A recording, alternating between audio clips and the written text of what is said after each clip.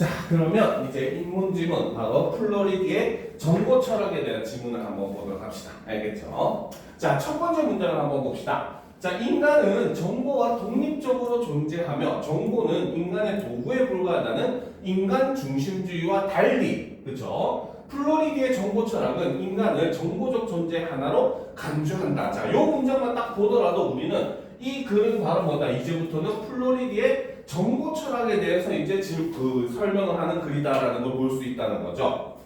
자, 그래서 이제 플로리디의 이제 그런 정보 철학과 대비되는 게 바로 인간 중심주의라는 거죠. 그렇죠? 그래서 인간 중심주의의 내용은 바로 뭐다? 인간은 정보와 독립적으로 존재하고 정보는 인간의 도구에 불과하다라고 보는 게 인간 중심주의의 내용이라는 거죠. 그렇죠? 하지만 이것과 달리라고 하는 것은 플로리디의 정보 철학은 대비된다라고 볼 수 있다는 거야. 그렇지? 그래서 플로리디의 정보 철학은 그렇죠? 인간도 역시 바로 뭐다? 정보적 존재의 하나로 간주가 된다는 거죠.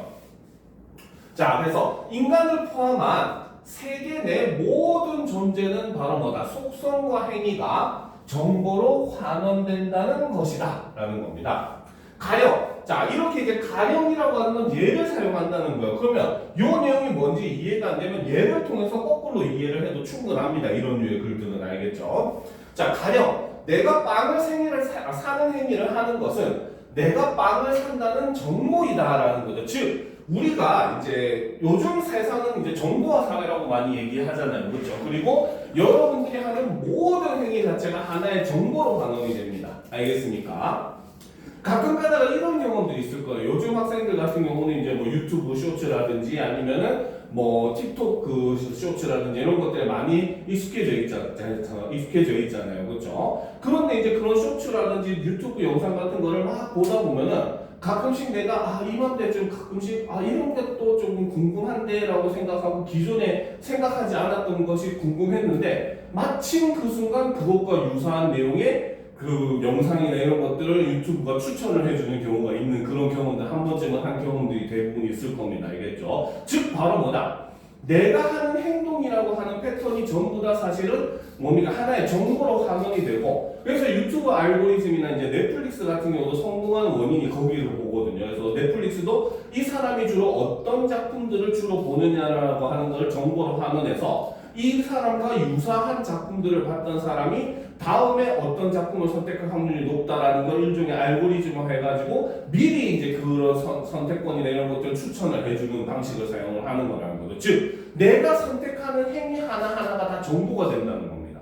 그래서 여기서 예를 들어서 빵을 산다는 행위 자체도 단순히 여기서는 그냥 빵을 산다는 정보이다라고 얘기했지만 우리가 빵집하면 수많은 빵들이 있잖아요. 그렇죠? 근데 거기서 내가 예를 들어서 소시지 빵을 샀어. 그러면은 이제 내가 소시지 빵을 샀다는 것도 하나의 정보가 되는 것이고 그러면은 그 빵집의 입장에서는 바로 뭐야? 손님의 정보를 데이터화하면은 손님들이 주로 선호하는 빵의 종류가 어떤 것들이다라는 것들에 대한 결론이 나오게 되고 그러면 이제 그걸 중심으로 또 새로운 메뉴를 추가한다든지 해가지고 더욱더 이제 높은 매출을 창출하려고 한 노력을 할 수 있는 그런 모습들을 볼 수 있다는 거죠. 그러니까 우리가 쉽게 말해서 이런 빅데이터라고 하는 게 바로 그런 겁니다. 알겠죠? 실제로 우리 속담에는 양보다 질이다라는 속담이 있지만 빅데이터 전문가들은 이제 압도적인 양은 질을 오히려 압도한다라고 얘기를 해요. 그래서 굉장히 많은 정보가 모이면 오히려 거기를 통해 가지고 도출된 결론은 훨씬 더 이제 질보다도 더욱더 정확한 결론을 도출할 수 있다라고 보는 거거든요. 그렇기 때문에 인간이 하는 모든 행위도 하나가 다 뭐다?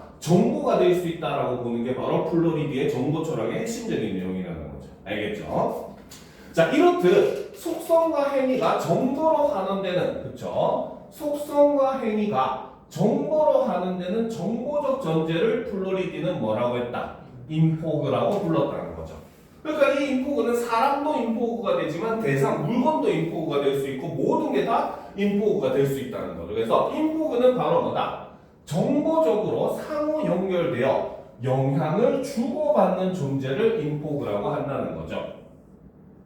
그죠? 자, 상호 연결되었다는 것의 의미는 다른 정보를 변화시키는 행위자, 즉 주체인 동시에 다른 정보에 의해 변화되는 대상도 된다는 겁니다. 알겠습니까? 사람이 마찬가지잖아요. 내가 어떤 뭐 여행을 가가지고 그거를 뭐 유튜브나 이런 데 쇼츠로 올렸어. 그치? 영상이나 쇼츠로 올린단 말이야. 그러면 다른 사람들이 그걸 보고 아 여기 참 괜찮네 하면 나는 정보를 생산하는 주체가 될 수도 있어. 그리고 다른 사람은 그걸 보고 아 이 여행지 괜찮네 나도 여행을 가야지 하면 정보를 받아들일 수 있죠. 반면에 또 다른 사람이 영상을 만들어서 그런 영상을 만들었을 때 아 나 다음에 나도 여기 한번 가봐야겠다 하면 그때 나는 또 동시에 뭡니까? 생산자이자 동시에 수용자도 될 수 있다는 거. 즉 바로 상호작용이라고 하는 거는 내가 생산자가 될 수도 있지만 반대로 정보를 수용하는 수용자도 될 수 있는 서로가 이제 연결되어 있는 그런 존재라는 거죠. 그렇죠? 그래서 내가 친구에게 빵이 맛있다고 말해서 친구가 그 빵을 샀다면 나의 음성 정보는 그 빵이 지닌 속성이라는 정보에 의해 촉발된 대상이자 친구의 행위라는 정보를 발생시킨 주체이다라는 거죠. 그래서 플로리드는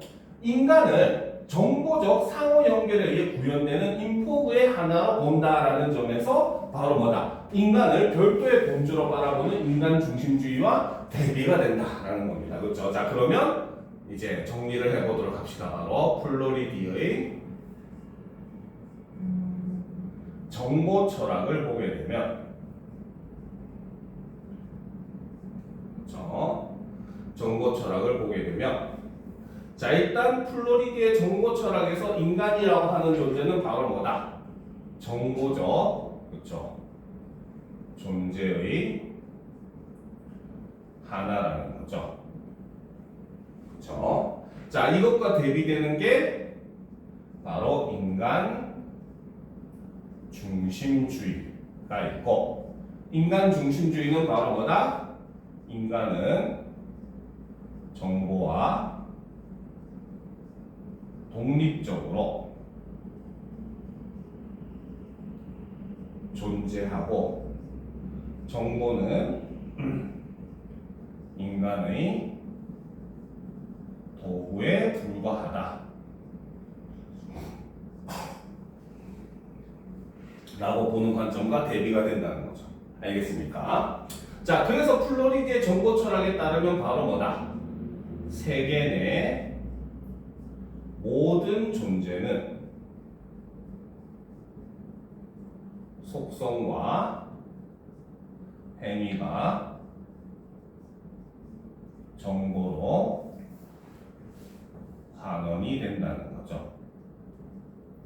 자, 그래서 이제 플로리가 주장한 개념이 바로 인포그라고 하는 개념이 나타난다는 거죠. 그래서 인포그는 바로 뭐다?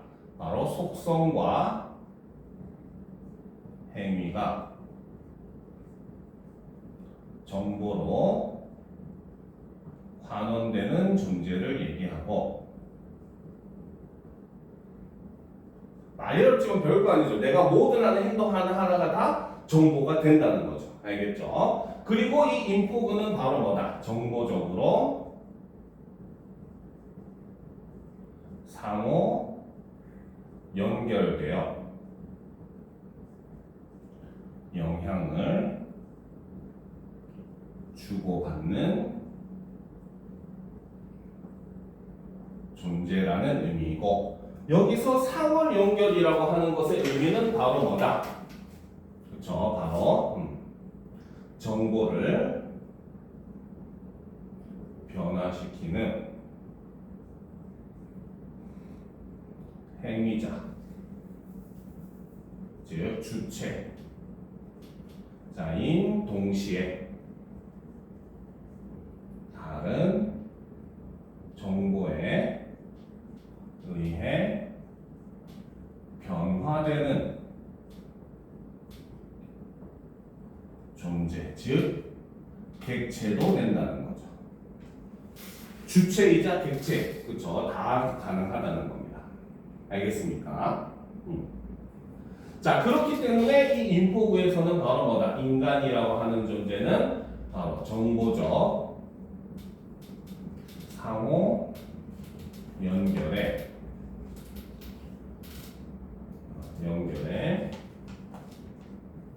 의해 구현되는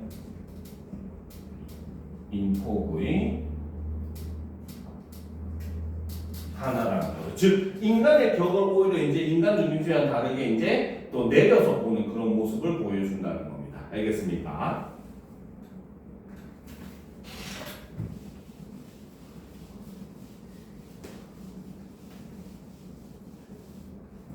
됐습니까? 자, 인간을 바라보는 관점의 차이는 윤리적 견해의 차이로 이어진다. 존재함, 즉 있음을 경험될 수 있다는 뜻으로 정의하는 경험주의. 경험주의는 바로 뭐다? 있다는 건 경험될 수 있다는 겁니다. 알겠죠? 경험주의가 바로 뭐냐면은 모든 대상은 내가 직접 보고 듣고 느끼고 만질 수 있어야지만 그것이 존재한다라고 보는 게 경험주의예요. 알겠죠? 실제로 이 경험주의가 굉장히 장점은 과학적 발전에 많은 기여를 합니다. 과학에서는 뭡니까? 직접 증명될 수 있는 것만이 존재한다라고 보는 관점이 많잖아요. 그게 사실은 전부 다 이런 경험주의에 기반한 그런 생각이라는 거죠. 알겠습니까? 자, 그런데 인포그의 있음은 바로 뭐다? 상호 연결의 주체와 대상이 될 수 있다라는 뜻이 된다는 거죠. 알겠습니까? 자, 그러면 이제 이것도 우리가 한번 정리를 해보도록 합시다. 이거 주어 되겠죠? 다 적었죠? 자, 그러면 네 번째. 그렇죠?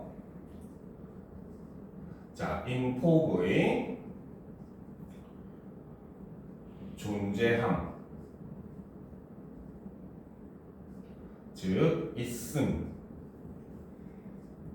의미는 바로 뭐다? 이꼴 상호 연결의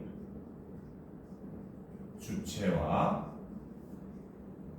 대상이 될 수 있다는 의미라는 거죠.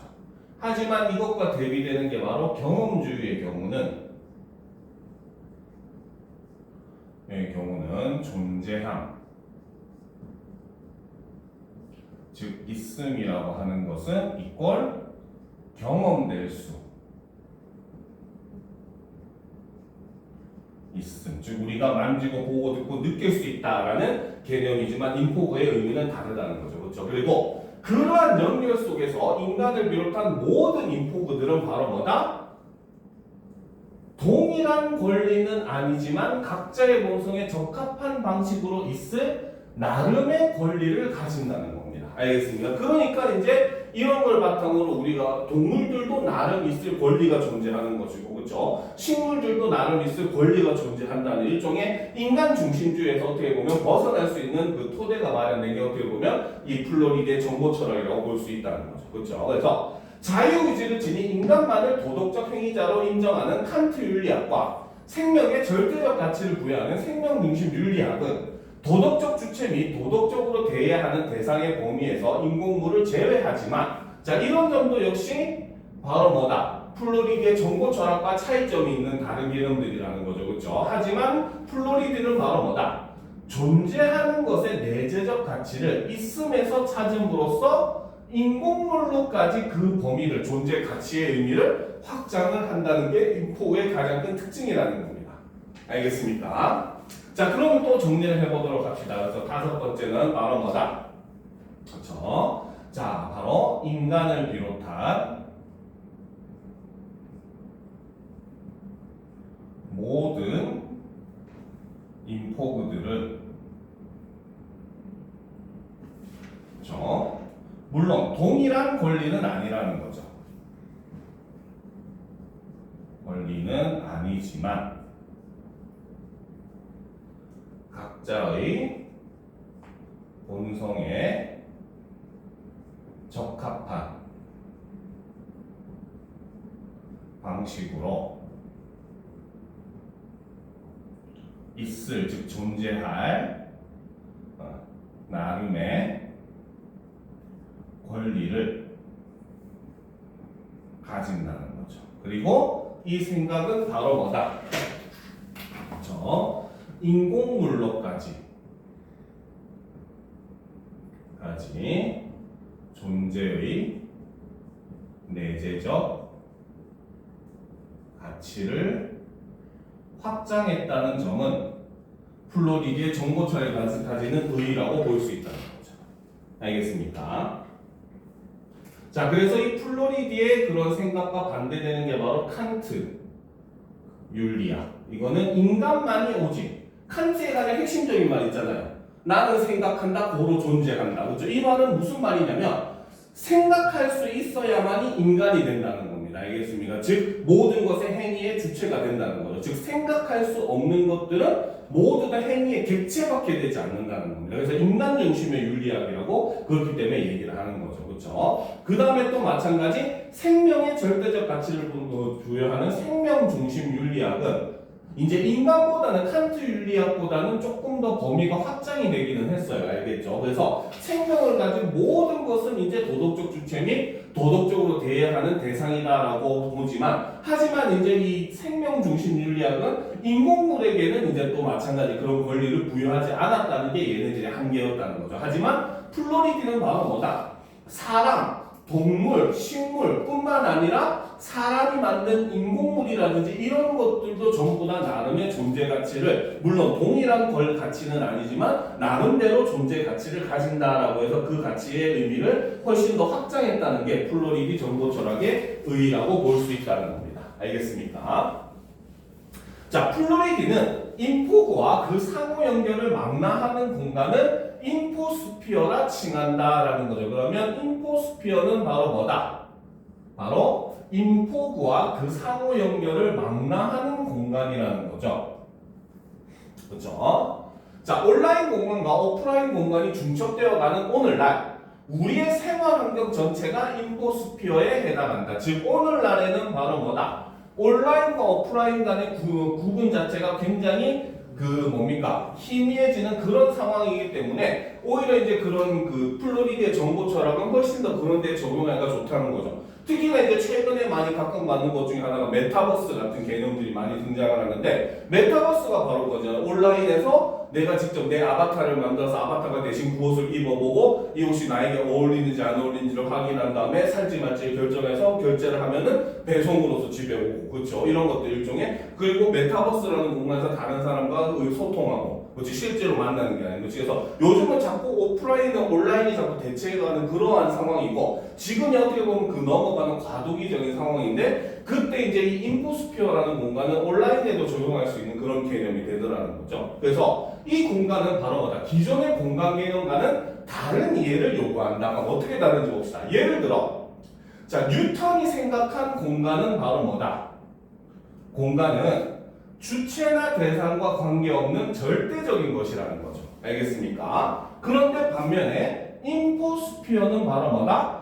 대상과 주체가 서로 의존함으로써 존재하는 공간이자 대상이 추상화 층위를 통해 인식되는 공간이라는 거죠. 즉 뉴턴에 따르면은 바로 뭡니까? 공간은 절대적인 거, 변하지 않아. 그렇죠? 즉 지구상에 무인도가 존재하고, 그렇지? 그 무인도가 그냥 사람들이 아무도 찾지 않는 그런 아무런 정보로서 존재하지 않는 그런 공간이 있다고 하더라도 뉴턴에게는 그거는 절대적인 가치의 공간이라는 거죠. 하지만 인포스피어에 따르면 바로 뭐다? 정보를 생산하지 못하는 공간은 공간이 될 수 없는 거야. 반대로 사람이 이제 정보를 서로가 의존함으로써 정보를 생산하고 인식하고 할 수 있는 거는 모든 게 공간이 된다는 거죠. 그러니까 온라인도 인포스피어에 의해서는 뭡니까? 공간이 될 수 있는 거. 하지만 뉴턴은 공간이라고 하는 건 절대적으로 존재해야 되기 때문에 뉴턴에 의하면은 온라인이라고 하는 거는 공간이 될 수가 없게 되더라는 거죠. 알겠습니까?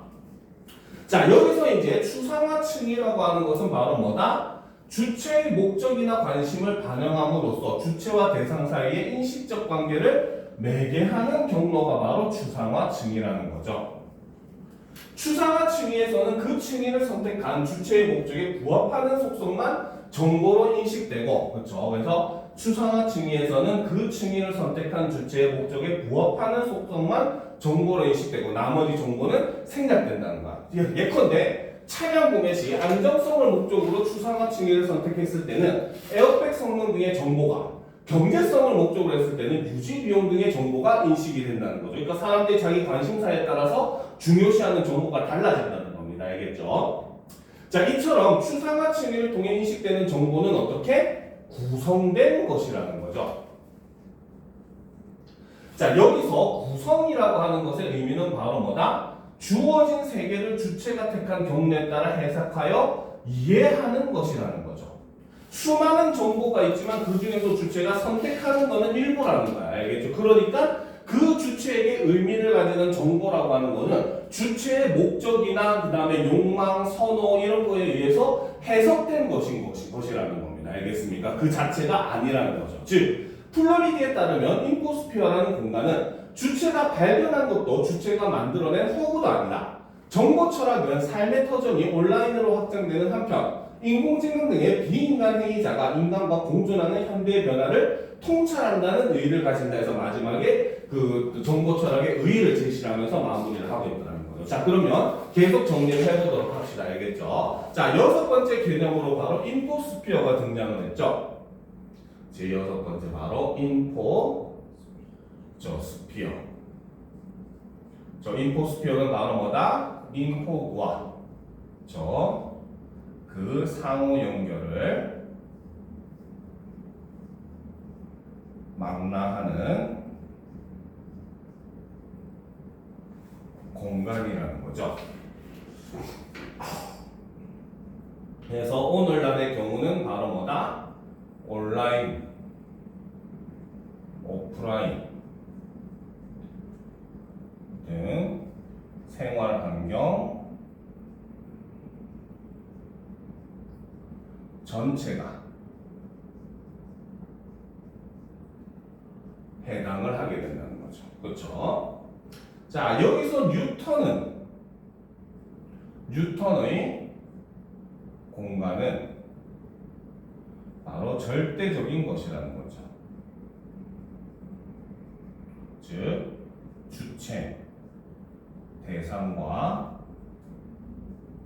관계가 없다는 거죠. 그렇죠? 하지만 이와 대비되는 인포스피어는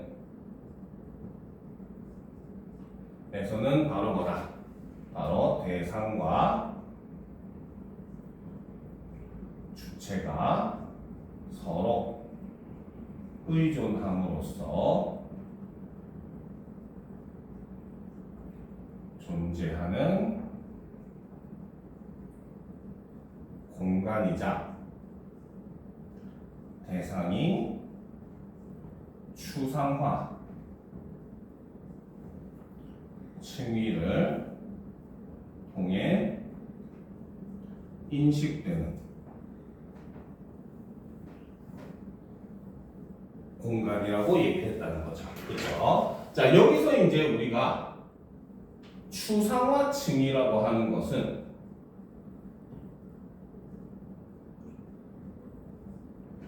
바로 뭐다? 주체의 목적, 관심을 반영을 함으로써, 그렇죠? 이를 통해서 바로 뭐다? 주체와 대상 사이의 인식적 관계를 매개하는 경로라는 거죠. 알겠습니까? 그렇기 때문에 이 추상화 층위에서는 바로 뭐다? 선택, 주체의 목적에 부합하는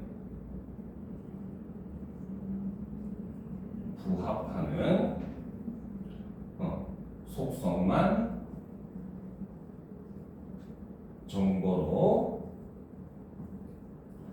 인식이 되는 것이고, 그렇기 때문에 이로 인해서 바로 뭐다? 바로 정보는 바로 뭐다? 구성된 것이라는 거죠. 알겠습니까? 그러니까 정보도 총망라한 모두가 정보가 되는 게 아니라 그 정보를 선택하는 주체가 필요로 하는 것, 이것만이 정보로 인식이 된다는 겁니다. 알겠습니까? 그래서 이렇게 우리가 예를 들어서 뭐 휴대폰을 살 때도 역시 마찬가지. 디자인을 중시하는 사람은 디자인이 뭡니까? 선택의 그런 목적이 되는 것이고, 그러면 그 사람에게는 디자인에 관련된 정보만이 정보로 인식된다는 거죠.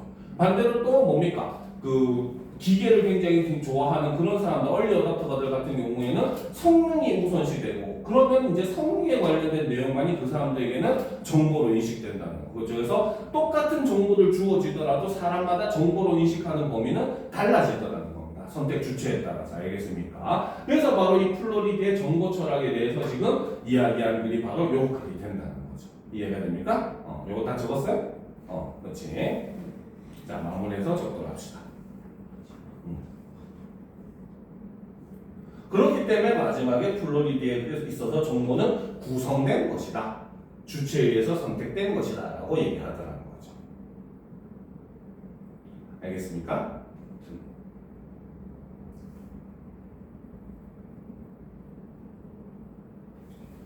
자, 그러면 이제 우리가 문제에 한번 적용해 보도록 합시다. 그렇죠?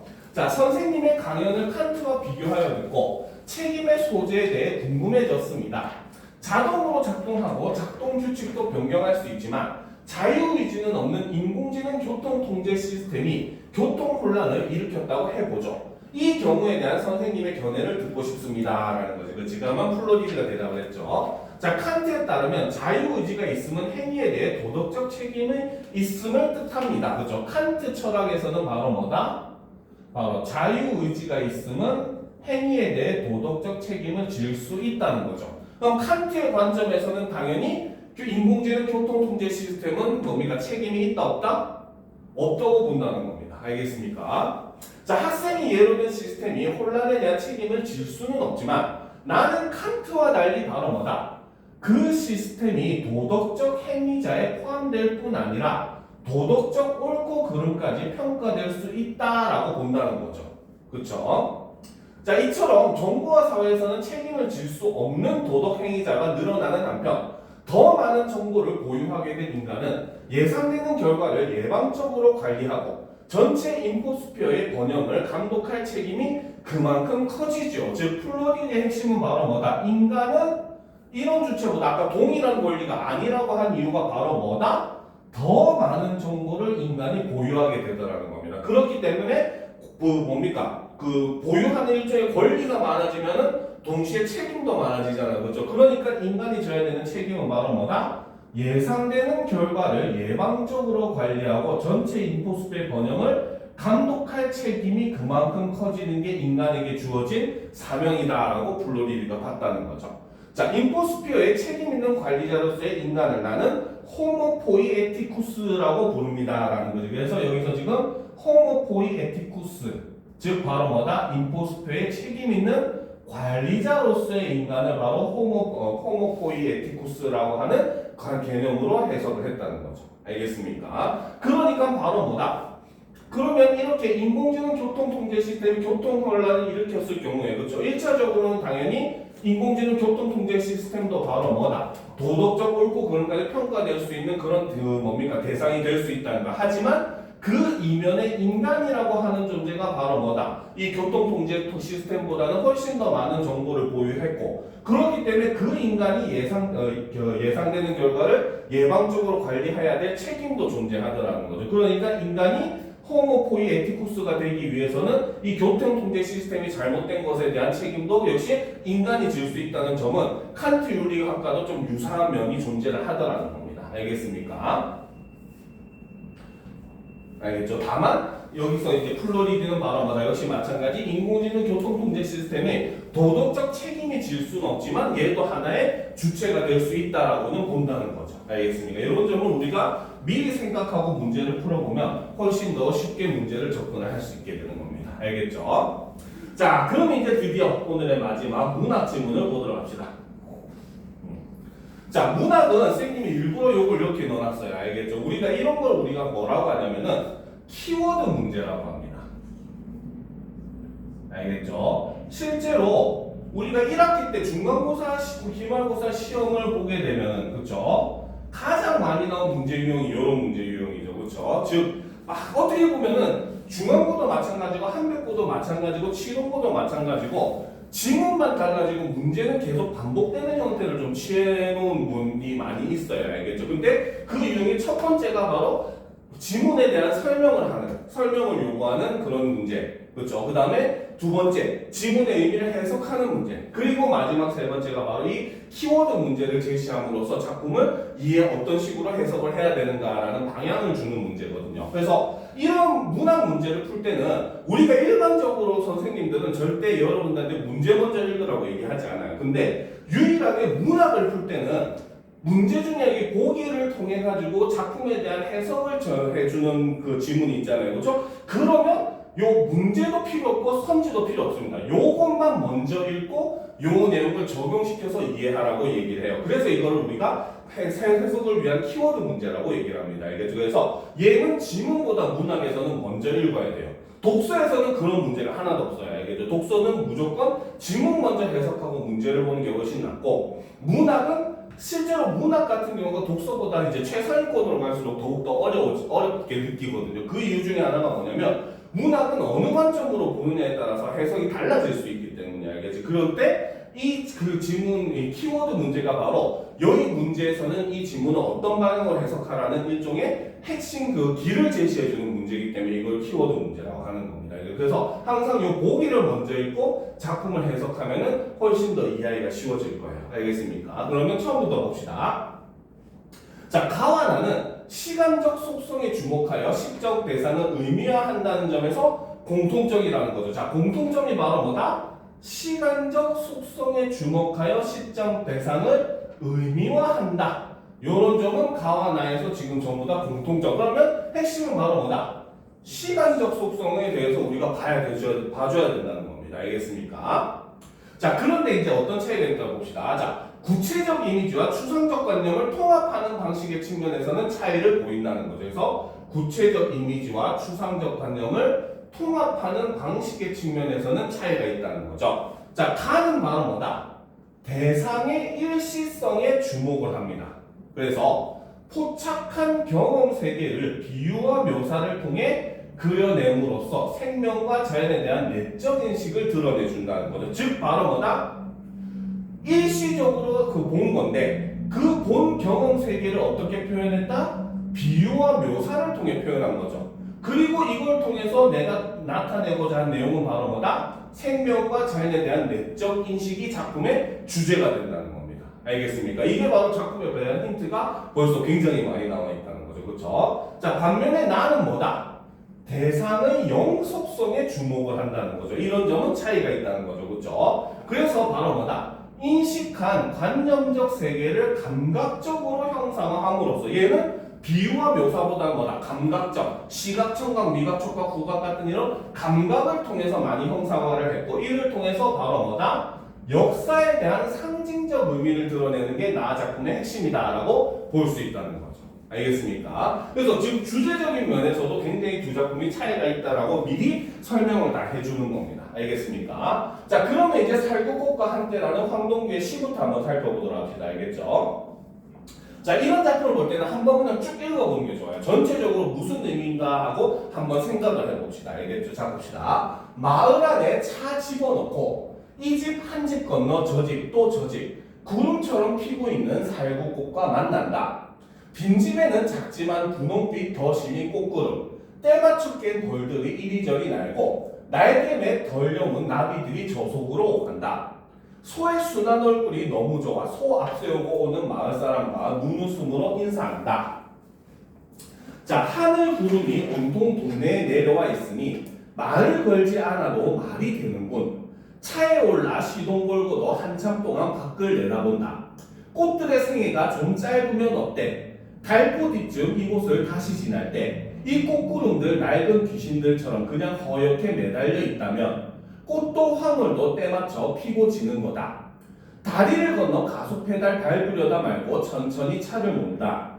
몸들려 보지 않아도 차 거울들 속에 꽃구름 피고 있고 차 거울로는 잘 잡히지 않으나 하늘의 연분홍을 땅 위에 내려받는 검은 둥치들이 군소리 없이 구름을 잔뜩 인 채 서 있겠지. 차를 멈추고 뒤돌아본다. 아, 하늘의 기둥들이라고 되어 있죠. 그렇죠? 자, 그러면 이제 우리가 작품을 딱 읽어봤어. 그렇죠? 그리고 이제 이 내용을 집어넣어 보도록 합시다. 알겠죠? 지금 이 화자는 어떤 일시적 경험을 하고 있습니까?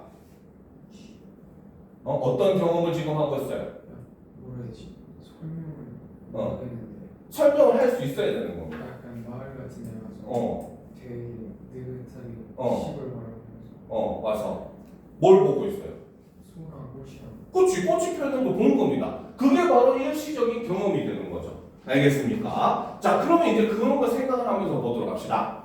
마을 안에 차 집어넣고, 그렇죠? 그래서 지금 화자가 어떤 마을에 도착을 한 거죠, 그렇죠? 그래서 이 집, 한 집 건너 저 집, 또 저 집, 구름처럼 피고 있는 살구꽃과 만난다라는 거. 즉, 화자가 지금 보고 있는 대상은 바로 뭐다? 살구꽃인데 얘를 뭐에 비유했다? 그치, 구름처럼이라고. 뭐뭐처럼 뭐뭐이냐, 뭐뭐듯이 뭐뭐 같이 무슨 법? 비유 중에서 이런 건 외워야 돼요. 지규의 방식을 통해서 비유를 하는 거죠. 알겠습니까? 자, 그러니까 이 살구꽃이 바로 뭐다? 제목에도 나와 있지만 일종의 시적 대상이라고 볼 수가 있겠죠. 그죠? 그죠? 자, 빈집에는 작지만 분홍빛 더 실린 꽃구름. 역시 꽃을 사실 구름에 비유한 거죠. 그죠? 자, 때 맞춰 깬 벌들이 이리저리 날고 날개에 덜 여문 나비들이 저속으로 오간다. 그래서 꽃들 사이에 벌과 나비가 날아다니는 굉장히 평화로운 풍경인 거죠. 그렇죠? 그래서 여기서는 그렇죠? 벌과 나비가 오가는 풍경이 되는 거죠. 자, 소의 순한 얼굴이 너무 좋아.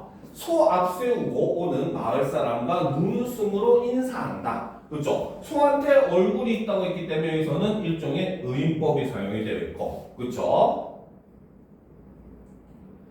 그죠? 그리고 이제 이 마을 사람과 이제 눈웃음으로 인사를 하는 그런 경험을 하게 된 거죠. 하늘 구름이 온통 동네에 내려와 있으니 말을 걸지 않아도 말이 되는군요. 하늘 구름이 온통 동네에 내려와 있다는 게 그럼 바로 무슨 뜻이다? 그치, 바로 꽃이 만발했다. 이거를 지금 이렇게 비유적으로 표현을 하고 있는 거죠. 알겠습니까? 왜 앞에서 자꾸 꽃을 구름에 지금 비유하고 있는 게 계속 연속적으로 지금 나오고 있는 겁니다. 알겠습니까? 그러니까 이런 아름다운 동네에 오니까 어때? 직접 대놓고 말을 하지 않아도 사람들과 서로 눈인사만으로도 서로 의미가 통하더라는 거죠. 알겠습니까? 그래서 지금 여기에 화자가 지금 이만큼 경험을 한 내용이 되는 거죠. 알겠죠? 자, 차에 올라 시동 걸고도 한참 동안 밖을 내다본다. 일종의 바로 뭐다? 이제 이 마을을 떠나야 되는데 약간 아쉬움이 존재를 하는 거죠. 그렇죠? 자, 그러면서 생각을 합니다. 꽃들의 생애가 좀 짧으면 어때? 그 말은 짧아도 괜찮다? 안 괜찮다?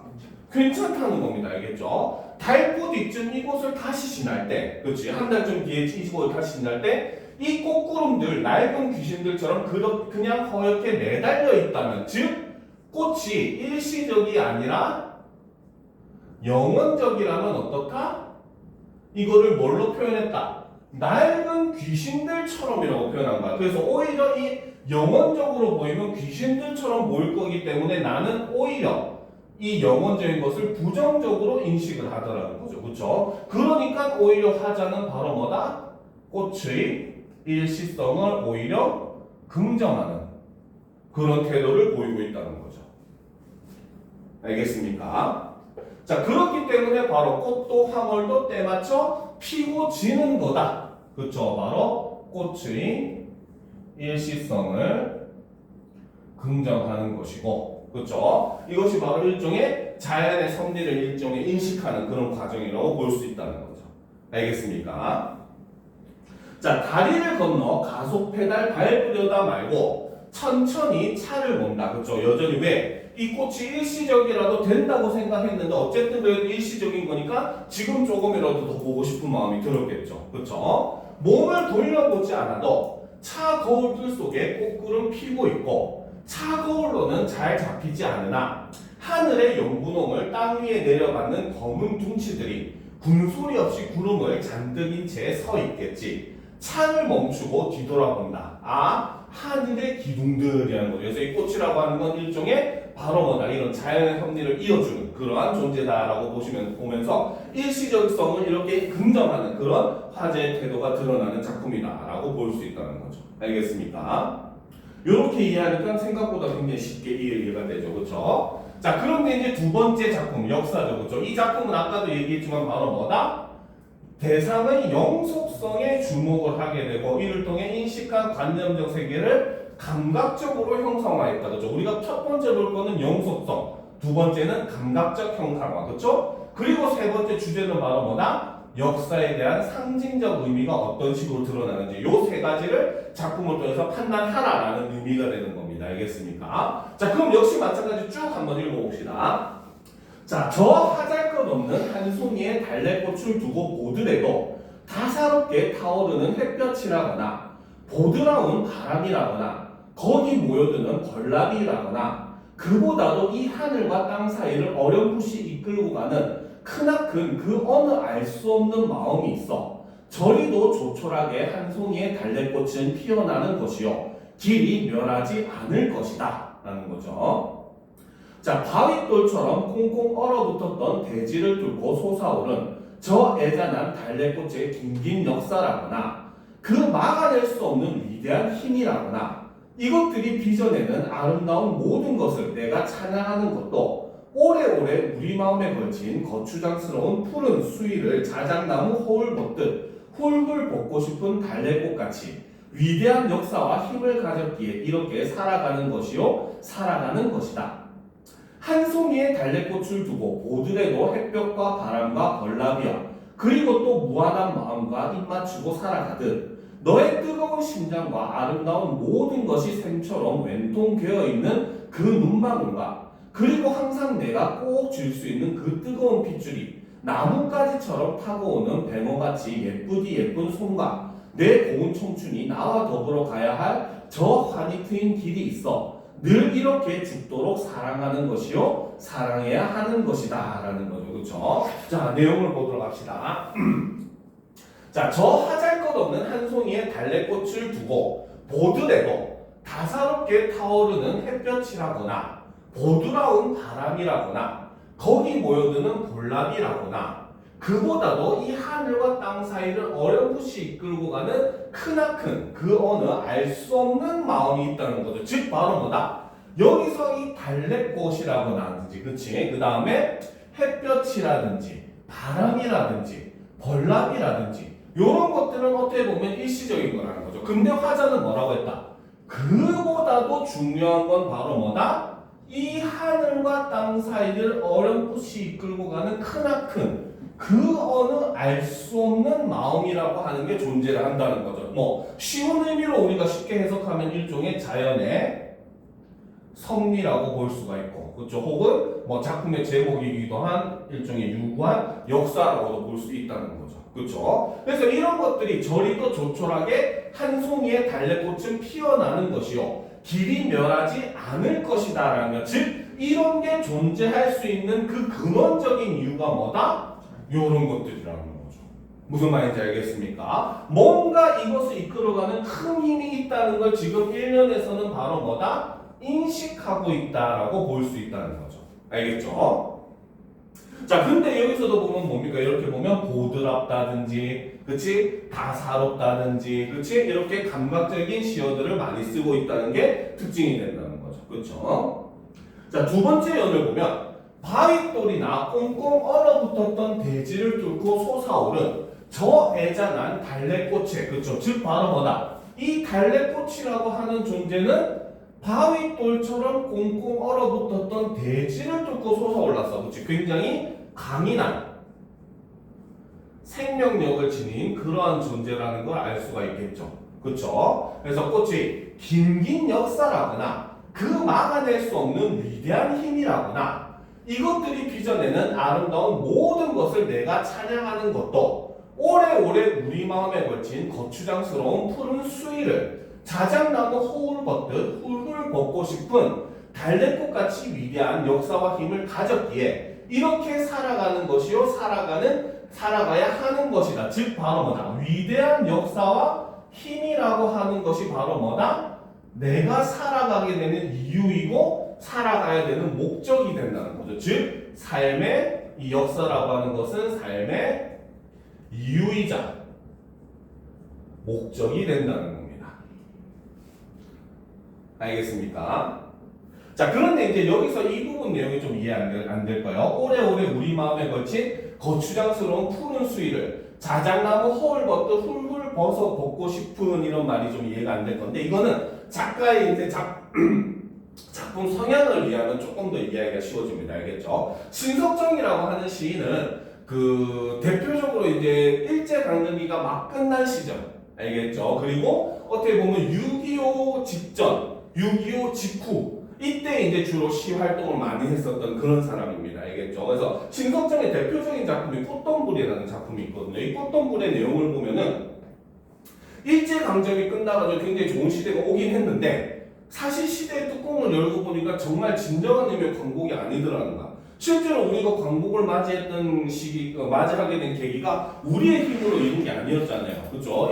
미국이 8월 6일과 1945년 8월 6일과 8월 9일 양일에 걸쳐가지고 히로시마 나가사키에 두 발의 원자폭탄을 떨어뜨리게 되고 그 위력에 겁을 먹은 일본이 이제 1945년 8월 15일 날 무조건 항복을 선언함으로써 우리가 광복을 하게 된 거잖아요. 그러다 보니까 갑자기 우리나라의 북쪽에는 소련군이 남쪽에는 미군이 이제 주둔을 하게 되면서 얘네들이 또 신탁 통치를 결정을 하게 돼요. 알겠죠? 근데 남쪽에서는 반대를 하는데 이제 북쪽에서는 처음에 반대하다가 그 소련군이 주둔하니까 이제 우리나라 내에 있던 공산주의자들이 북쪽으로 올라가게 되거든요. 그래서 소련의 그 12월 태제라고 해서 12월 명령이 내려지게 되는데 너희가 사회주의에 찬성을 해야 우리가 지원을 해줄 수 있다 이래가지고 북한 쪽은 잔탁으로 돌아서게 되죠. 그렇죠? 그래서 나라가 이제 서서히 분단되게 됩니다. 그런 일종의 아픈 역사를 바로 뭐다 우리는 이렇게 자살나무가 자기 허울을 벗듯이 벗어내고 싶다라는 거라는 거죠. 근데 어쨌든 그러한 이런 역사와 힘을 가졌기에 우리는 삶의 이유와 목적이 있다는 겁니다. 알겠습니까?